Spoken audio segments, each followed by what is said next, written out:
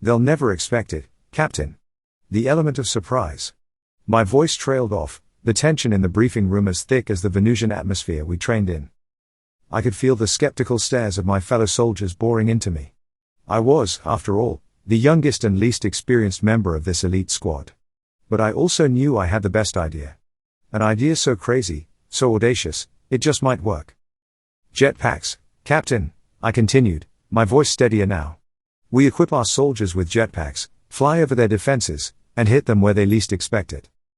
A murmur of disbelief rippled through the room. Jetpacks? Those were relics of a bygone era, toys for thrill seekers, not tools of war. But Captain Miller, a grizzled veteran with eyes that had seen more battles than I had years on this earth, simply raised an eyebrow. Explain, Lieutenant, he said. And so I did. I laid out my plan in detail, the hours of research and simulations I had poured into it. I explained how our enemies, the Krill, were masters of ground warfare, their armored divisions and plasma cannons virtually impenetrable. But they had one weakness: they relied heavily on static defenses, never expecting an attack from above. We modify the standard-issue jetpacks, I said, reinforce them with Krillinium armor plating, equip them with miniaturized plasma rifles and concussion grenades. We train a select group of soldiers in aerial combat maneuvers, hit-and-run tactics. I could see the idea starting to take root in their minds. The initial disbelief giving way to a glimmer of hope, of excitement. It's risky, Captain Miller said, but the potential rewards are immense. We could cripple their supply lines, disrupt their communications, sow chaos in their ranks. He paused, a sly grin spreading across his face. And it would be one hell of a show. And so, Project Icarus was born. The next few months were a whirlwind of training and preparation. We handpicked the best pilots and engineers, the most daring and resourceful soldiers. We spent countless hours in simulators, practicing aerial maneuvers, dogfights, and precision strikes. We learned to work as a team, to anticipate each other's moves, to trust each other with our lives. The jetpacks were a marvel of engineering. Sleek and aerodynamic, yet sturdy enough to withstand the rigors of combat. They were powered by a compact fusion reactor, capable of generating enough thrust to lift a fully armored soldier into the air. The plasma rifles, mounted on the arms of the jetpacks, were miniaturized versions of the Krill's own weapons, capable of piercing their armor. The concussion grenades, tucked away in hidden compartments, were designed to disorient and stun, giving us the advantage in close-quarters combat. We trained in secret, away from prying eyes. The Krill had spies everywhere, and we couldn't risk them discovering our plan. We practiced in remote locations, under the cover of darkness, pushing ourselves to the limit. And finally, the day of the mission arrived. We were deployed to a forward operating base near the Krill's main stronghold. Our mission was simple: infiltrate their territory, disable their anti-air defenses, and clear a path for our ground troops to advance. The tension was palpable as we suited up, the weight of the jetpacks on our backs a comforting reminder of our power. We checked our weapons, our comms, our life support systems. We gave each other one last look, a silent acknowledgement of the danger we were about to face. And then, we launched. The ground dropped away beneath us, replaced by a breathtaking panorama of alien landscape. Jagged peaks, glowing rivers of molten lava, and sprawling forests of bioluminescent flora stretched out as far as the eye could see. But we had no time to admire the scenery. Our eyes were fixed on the Krill stronghold, a sprawling complex of metal and concrete, bristling with weapons. Our first objective was to take out their anti-air turrets. These were massive, automated cannons, capable of tearing a conventional aircraft to shreds in seconds. But they were designed to track and engage targets moving at high altitudes, not swarms of agile jetpack-equipped soldiers zipping through the air at low level.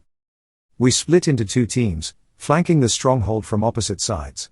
I led my team, weaving through canyons and ravines, staying low to the ground to avoid detection. The Krill's senses were sensitive, but they hadn't yet accounted for our unconventional method of attack.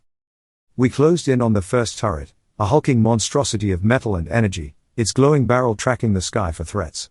But we were already upon it, rising from behind a ridge, our plasma rifles spitting fire. The turret swiveled, trying to acquire us, but we were too fast, too unpredictable. We peppered it with plasma bolts, dodging its return fire.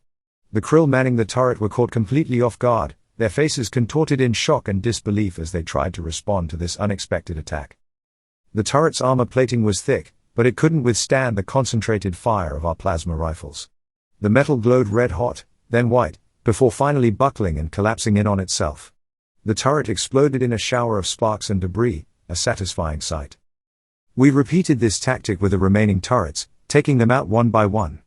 The Krill's defenses were crumbling, their confusion and panic growing with each fallen turret. Their comms channels crackled with frantic cries of alarm, orders and counter-orders that only added to the chaos. With the anti-air defenses disabled, we turned our attention to the stronghold itself. It was a sprawling complex of buildings, tunnels, and underground bunkers, a maze of metal and concrete designed to withstand any assault. But we had an ace up our sleeves, the element of surprise. We swooped down on the stronghold, our jetpacks roaring like a swarm of angry hornets. The Krill, still reeling from the loss of their turrets, scrambled to respond. They emerged from their bunkers, weapons raised, but we were already among them. The battle was intense, a whirlwind of plasma fire, explosions, and shouts of defiance. We darted through the air, dodging blaster bolts, firing our plasma rifles with deadly accuracy. The Krill, so confident in their ground superiority, were utterly unprepared for this kind of aerial assault. We hit them from all angles, raining down concussion grenades that disoriented and stunned them. We blasted open doors, collapsed tunnels, and sowed chaos throughout their ranks. The Krill, so used to fighting from behind cover, were exposed and vulnerable in the open air. But they were not without their own surprises. Krill fighters, equipped with jetpacks of their own, emerged from hidden hangars, engaging us in a dizzying aerial ballet of death. These were the Krill's elite pilots, their best warriors, and they fought with a ferocity born of desperation. The dogfights were intense, a test of skill and nerve. We twisted and turned, dodged and weaved, firing our plasma rifles in short, controlled bursts. The Krill fighters were agile and aggressive, but they couldn't match our training and experience. One by one, their jetpacks sputtered and failed, their pilots plummeting to the ground. The few that survived retreated, leaving us masters of the air. With the Krill fighters defeated, we pressed our advantage. We blasted our way into the heart of the stronghold, taking out command centers, communication hubs, and weapon depots. We sabotaged their power generators, plunged their complex into darkness, and disrupted their comms network. The Krill, once so confident in their impregnability, were now reeling, their defenses shattered, their morale broken. Their stronghold, once a symbol of their power, was now a smoking ruin, a testament to our audacity and skill. As the sun began to rise over the alien landscape, casting long shadows across the battlefield, we gathered our remaining forces. We had suffered casualties, but our victory was undeniable. We had crippled the Krill's stronghold, cleared a path for our ground troops, and proven the effectiveness of our jetpack-equipped soldiers. We returned to our base, exhausted but exhilarated. We were greeted as heroes, our daring raid a source of inspiration for our fellow soldiers. But we knew that this was just the beginning. The war was far from over, and we would be called upon to perform even greater feats of courage and ingenuity. But for now, we could savor our victory, knowing that we had changed the course of the war. We had shown the Krill that we were not to be underestimated, that we would fight them on our terms, in our own way. And that we would not rest until we had secured our freedom and our future. News of our victory spread like wildfire through the human ranks, bolstering morale and igniting a newfound hope. But our respite was short-lived. The Krill, humiliated and enraged, launched a massive counteroffensive, their ground forces swarming towards our lines like a tidal wave of armored fury. Captain Miller called us back to the briefing room, his face grim. The Krill are adapting, he said, his voice heavy with concern. They've developed jetpack countermeasures, energy shields that can deflect our plasma fire, and ground-to-air missiles that pose a serious threat. The room fell silent, the weight of his words hanging heavy in the air. We had struck a blow against the Krill, but we had also awakened a sleeping giant. We need a new strategy, I said, breaking the silence. Something they won't see coming. And that's when it hit me. A crazy, desperate, but potentially game-changing idea. We go underground, I said, my voice barely a whisper. The room erupted in a chorus of confused murmurs. Go underground? Against an enemy that controlled the very earth beneath our feet? It sounded like suicide. But I pressed on, explaining my reasoning. The Krill's surface defenses were formidable, but their underground infrastructure was less secure. Their tunnels and caverns, used for transport and communication, were a vulnerable point. If we could infiltrate those tunnels, we could strike at the heart of their operations, disrupting their supply lines, sabotaging their communications, and sowing chaos from within. It was a risky plan, fraught with danger. The tunnels were dark, labyrinthine, and potentially booby-trapped. The Krill's subterranean creatures, adapted to life in the depths, posed a new and unknown threat. But it was also our best chance to turn the tide of the war. Captain Miller, his eyes narrowed in thought, finally nodded. "It's a gamble," he said, "but a gamble worth taking." We modified our jetpacks, adding powerful searchlights and seismic sensors to navigate the subterranean darkness. We equipped ourselves with climbing gear, explosives, and specialized weapons designed to neutralize the Krill's subterranean creatures. And we prepared ourselves mentally for the horrors that awaited us beneath the surface. The mission began under cover of darkness. We descended into the Krill's tunnels, our jetpacks illuminating the way. The air was thick with the stench of decay, the walls slick with moisture. Strange bioluminescent fungi pulsed with an eerie light, casting grotesque shadows that danced and writhed. We moved cautiously, our senses on high alert. The tunnels were a maze, twisting and turning, branching off in multiple directions. We relied on our seismic sensors to detect movement, our searchlights to pierce the gloom. The first encounter came swiftly and brutally. A Krill patrol armed with plasma rifles and claws emerged from a side tunnel, their eyes glowing with predatory hunger. But we were ready for them. Our plasma fire met theirs, the tunnels echoing with the deafening roar of battle. The Krill fought fiercely, their claws slashing, their teeth gnashing. But we were better trained, better equipped. We repelled their attack, leaving their mangled bodies behind as a warning to any who dared to follow. We pressed on, deeper into the tunnels. We encountered strange and terrifying creatures, mutated by the harsh subterranean environment. Giant, blind spiders with venomous fangs. Swarms of bioluminescent insects that attacked with paralyzing stings. And worst of all, the Krill's subterranean guardians, massive, armored creatures with razor-sharp claws and a thirst for human blood. But we fought our way through, leaving a trail of destruction in our wake. We destroyed communication relays, sabotaged power generators, and collapsed tunnels, disrupting the Krill's operations and sowing chaos in their ranks. And then, we discovered their secret. Deep within the tunnels, hidden behind layers of security, we found a massive chamber, pulsating with an eerie energy. It was the Krill's central power source, a nexus of alien technology that fueled their entire war machine. But the chamber was not unguarded. In the center of it, towering over us, was a creature unlike anything we had ever seen. It was humanoid in shape, but far larger and more monstrous. Its skin was a sickly green, its eyes glowed with a malevolent intelligence. It was the Krill overlord, the mastermind behind their invasion, the source of their power. And it was waiting for us. The aftermath of the war was a time of both celebration and reflection. Humanity had faced its greatest threat yet, and had emerged victorious, not through brute force, but through diplomacy and understanding. The Krill, once our bitter enemies, were now our tentative allies. Their withdrawal from Earth was swift and complete, their ships vanishing into the vastness of space. But their presence lingered, a constant reminder of the fragility of peace. We worked tirelessly to fulfill our promises, sending teams of scientists, engineers, and diplomats to the Krill homeworld. They were greeted with suspicion at first, but as they began to share their knowledge and expertise, the Krill's attitude slowly shifted from hostility to curiosity, and eventually, to gratitude. Our scientists helped them develop new technologies to clean their polluted atmosphere and restore their depleted resources. Our engineers helped them rebuild their shattered cities and infrastructure. And our diplomats worked to foster understanding and cooperation between our two species. But not everyone was happy with this newfound peace. Some humans, still scarred by the Krill's invasion, harbored resentment and distrust. They saw the Krill as monsters, incapable of change, and they feared that our alliance was a mistake, a prelude to betrayal. These dissenters formed a group known as the Earth First Movement, advocating for a preemptive strike against the Krill before they could recover their strength and threaten us again. They gained support among the frightened and the vengeful, their message of fear and hatred resonating with those who had lost loved ones in the war. Tensions rose as the Earth First Movement grew bolder, their protests turning into violent riots. They targeted Krill embassies, attacked scientists and diplomats working on joint projects, and even threatened those who spoke out in favor of peace. Captain Miller, now promoted to general, called me to his office one day, his face etched with worry. "The situation is deteriorating," he said. "The Earth First Movement is gaining momentum, and their actions are jeopardizing everything we've worked for." I nodded grimly, my heart heavy with foreboding. "We need to find a way to stop them," I said. "To show them that peace is the only way forward." But how? The Earth First Movement was fueled by fear and anger, emotions that were not easily extinguished. They were convinced that the Krill were our enemies, that we were doomed to repeat the cycle of violence and destruction. Then, an idea sparked in my mind, a desperate gamble, but perhaps our only chance to avert disaster. We need to show them the truth, I said.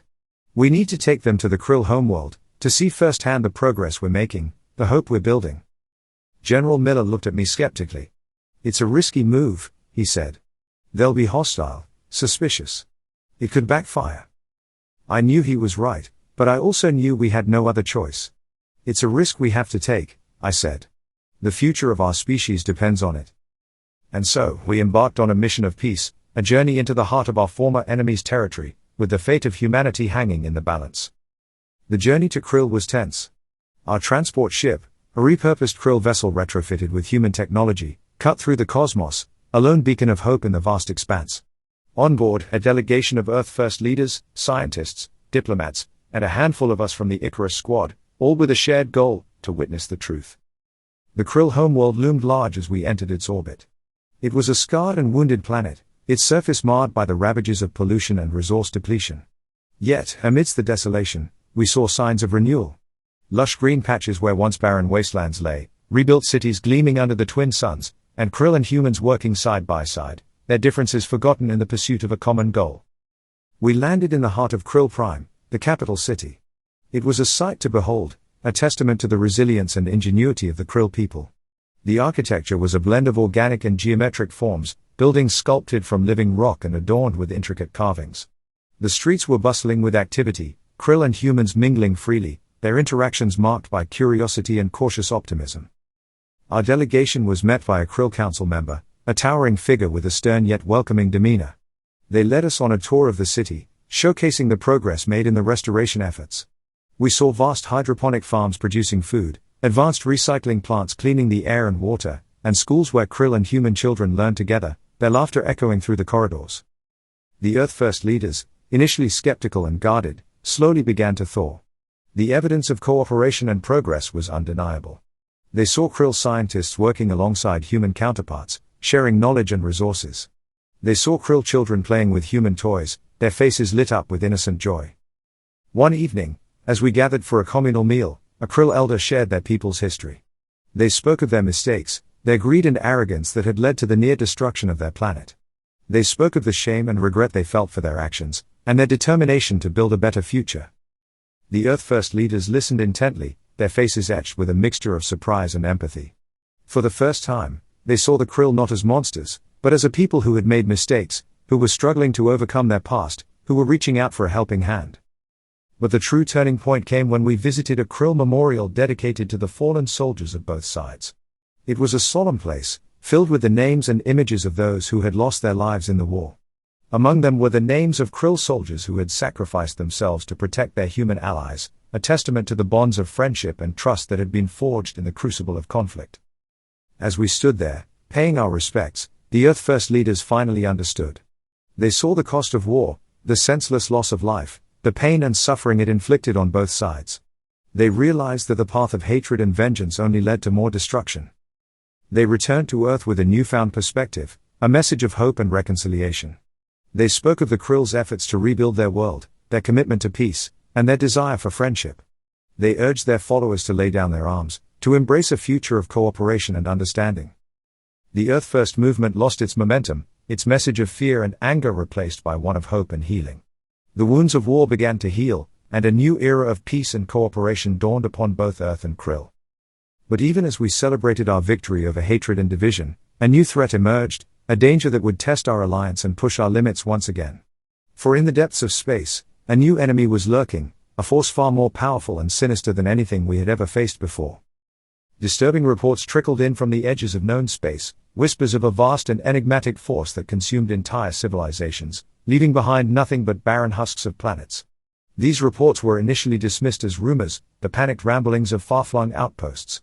But as the evidence mounted, the terrifying truth became clear. A new threat was rising, one that dwarfed the Krill in both power and malice. This new enemy called themselves the Devourers, a fitting name for a race that consumed everything in their path, leaving behind only desolation. Their technology was beyond anything we or the Krill had ever encountered, a terrifying blend of organic and synthetic, a fusion of flesh and machine that defied comprehension. Our scientists theorized that the Devourers were a hive mind, a collective consciousness that spanned countless individuals, each one a mere drone in service of the greater whole. They were driven by an insatiable hunger, a relentless need to consume and assimilate, to expand their empire of darkness. The Krill, having barely begun to rebuild their civilization, were ill-prepared for this new threat. Their defenses, still in shambles, were no match for the Devourer's advanced weaponry. Their fledgling alliance with humanity was put to the ultimate test. We couldn't stand idly by while the Krill were annihilated. Not only were they our allies, but their destruction would leave Earth vulnerable, the next target for the Devourer's insatiable appetite. A joint task force was assembled, a coalition of human and Krill forces, united in the face of this existential threat. We retrofitted our jetpacks with experimental weapons, powered by a volatile new energy source discovered on a distant asteroid. We trained together, honing our tactics, learning to fight as one cohesive unit. Our mission was simple, yet daunting: to infiltrate a Devourer scout ship, gather intelligence on their technology and weaknesses, and, if possible, sabotage their operations. It was a suicide mission, a desperate gamble, but it was our only hope. The Icarus squad, now a seasoned team of veterans, was chosen to lead the mission. We boarded a stealth ship, its hull coated in a material that rendered it invisible to the Devourer's sensors. We slipped through their lines, undetected, our hearts pounding with a mixture of fear and determination. We docked with a scout ship, a grotesque, biomechanical monstrosity that pulsed with an eerie light. We breached its hull, our weapons at the ready. What we found inside was both horrifying and fascinating. The ship's interior was a labyrinth of organic corridors, pulsating with a sickeningly sweet scent. The walls were lined with pods containing strange, embryonic creatures, their bodies writhing and twitching. We moved cautiously, our senses overwhelmed by the alienness of it all. We reached the ship's command center, a vast chamber filled with glowing consoles and pulsating tendrils. In the center of the chamber, suspended in a nutrient-rich fluid, was a massive brain-like organ, its surface covered in writhing tentacles. It was the ship's core, the nexus of the Devourer's collective consciousness. We had found our target. As we prepared to strike, a voice echoed through the chamber, chilling us to the bone. "Welcome, little insects," it said, its tone dripping with malice. "You have come to witness your doom." The tentacles surrounding the brain-like organ began to glow, emitting a pulsating energy that filled the chamber. The ship shuddered, its engines roaring to life. We were trapped.